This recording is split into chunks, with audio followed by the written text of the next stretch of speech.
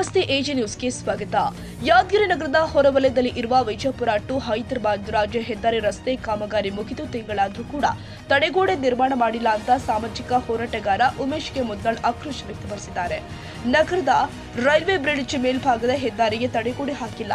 ಇದರಿಂದ ಎರಡು ಭಾಗದಲ್ಲಿ 50 ಅಡಿಗಿಂತ ಹೆಚ್ಚು ಆಳವಿದೆ. ಹೀಗಾಗಿ ಈ ರಸ್ತೆಯಲ್ಲಿ ಸಂಚರಿಸುವ ವಾಹನ ಸವಾರರು ಜೀವ ಪಣಕ್ಕಿಟ್ಟು ಸಂಚಾರ ಮಾಡುತ್ತಾ ಇದ್ರು. ಕೂಡಲೇ ರಸ್ತೆಗೆ ಜಿಬ್ರಾ ಕ್ರಾಸ್ ಲೈನ್ ಹಾಕಬೇಕು, ಇದರ ಜೊತೆಗೆ ರಸ್ತೆಗೆ ತಡೆಗೋಡೆ ನಿರ್ಮಿಸಬೇಕು ಅಂತ ಸಾಮಾಜಿಕ ಹೋರಾಟಗಾರ ಉಮೇಶ್ ಮುದ್ದಾಳ್ ಆಗ್ರಹಿಸಿದ್ದಾರೆ. ತಡೆಗೋಡೆ ನಿರ್ಮಿಸದೆ ನಿರ್ಲಕ್ಷ್ಯ ವಹಿಸಿದ ಹೆದ್ದಾರಿ ಪ್ರಾಧಿಕಾರ ಹಾಗೂ ಗುತ್ತಿಗೆದಾರ ವಿರುದ್ಧ ಆಕ್ರೋಶ ವ್ಯಕ್ತಪಡಿಸಿದ್ರು. ಬಳಿಕ ಒಂದು ವಾರದಲ್ಲಿ ರಸ್ತೆಗೆ ಡಬಲ್ ಕೋಟ್ ಡಾಂಬರೀಕರಣ ಹಾಗೂ ತಡೆಗೋಡೆ ಹಾಗೂ ಜಿಬ್ರಾ ಲೈನ್ ಅಳವಡಿಸಬೇಕು ಅಂತ ಗಡುವು ಕೊಟ್ಟಿದ್ದಾರೆ. ಇಲ್ಲದಿದ್ರೆ ಮುಂದಿನ ದಿನದಲ್ಲಿ ರಸ್ತೆ ತಡೆದು ಪ್ರತಿಭಟನೆ ನಡೆಸುವುದಾಗಿ ಎಚ್ಚರಿಕೆ ಕೊಟ್ಟಿದ್ದಾರೆ. ರೋಡು ಈಗ ಒಂದ್ಸಲ ಡಾಂಬರ್ ಹಾಕಿದರೆ ಮತ್ತೆ ಒಂದ್ಸಲ ಡಾಂಬರೀಕರಣ ಮಾಡಬೇಕು. ಮತ್ತೆ ಸೈಡಲ್ಲಿ ತಡೆಗೋಡೆನೂ ಕಟ್ಟಿಲ್ಲ. ತಡೆಗೋಡೆ ಕಟ್ಟಲಿಲ್ಲ ಅಂದರೆ ಈಗ ಉಮೇಶ್ ಮುದ್ದಾಳ್ ಹತ್ರ ನಾವು ಪ್ರತಿಭಟನೆ ಮಾಡ್ಬೇಕಂತ ಎಚ್ಚರಿಕೆ ನೀಡ್ತದೆ. ನಿರ್ಮಾಣ ಆಗಿ ಸುಮಾರು 1 ತಿಂಗಳಾಯ್ತು. ಇನ್ನು ಫೈನಲ್ ಕೂಟಿಂಗ್ ಆಗಿಲ್ಲ ಮತ್ತು ಲೈನಿಂಗ್ ಕೂಡ ಮಾಡಿಲ್ಲ.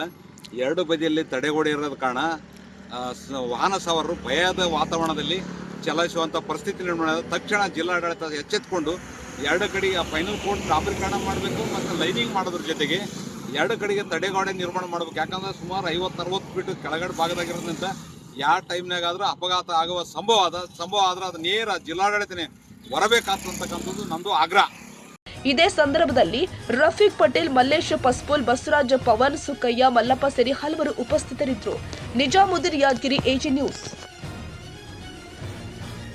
ಕನ್ನಡಿಗರ ಮೆಚ್ಚಿನ ನಿಮ್ಮ ಎಜೆ 24/7 ನ್ಯೂಸ್ ಕನ್ನಡ ವಾಹಿನಿ ಇದೀಗ ಟಿವಿಯಲ್ಲಿ ಲಭ್ಯ. ವೇಳೆ ನೋಟಿಸ್ ಕೊಟ್ಟಿದ್ರೆ ವಾಪಸ್ ತಗೋತೀವಿ. ಇವತ್ತು ವಕ್ಫ್ ಪ್ರಾಪರ್ಟಿ ಅಂತೇಳಿ ಬರ್ತದೆ ಅಂತ ಹೇಳಿದ್ರೆ ರೈತರು ಬೀದಿಗೆ ಬದಲು ಏನು ಮಾಡಬೇಕಾಗುತ್ತೆ?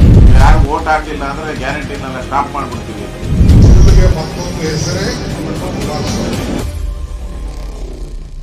ಕರ್ನಾಟಕ ಮತ್ತು ದೇಶ ವಿದೇಶ 360 ಡಿಗ್ರಿ ಸುದ್ದಿ ಹಾಗೂ ಉತ್ತರ ಕರ್ನಾಟಕ, ಬೆಳಗಾವಿ, ಬಾಗಲಕೋಟೆ, ಧಾರವಾಡ, ಹಾವೇರಿ, ಗದಗ, ಬಿಜಾಪುರ ಜಿಲ್ಲೆಯ ಕ್ಷಣದ ವಿವರವನ್ನ ಪಡೆಯುವುದಕ್ಕೆ ಎಜೆ 24/7 ನ್ಯೂಸ್ ಕನ್ನಡ ವಾಹಿನಿಯನ್ನ ಲೈಕ್ ಮಾಡಿ, ವಿಡಿಯೋಗಳನ್ನ ಶೇರ್ ಮಾಡಿ, ಕಮೆಂಟ್ ಮಾಡುವ ಮೂಲಕ ನಮ್ಮ ವಾಹಿನಿಗೆ ಸಹಕಾರ ನೀಡಿ ಮತ್ತು ಚಾನೆಲ್ ಅನ್ನ ಸಬ್ಸ್ಕ್ರೈಬ್ ಮಾಡಿ.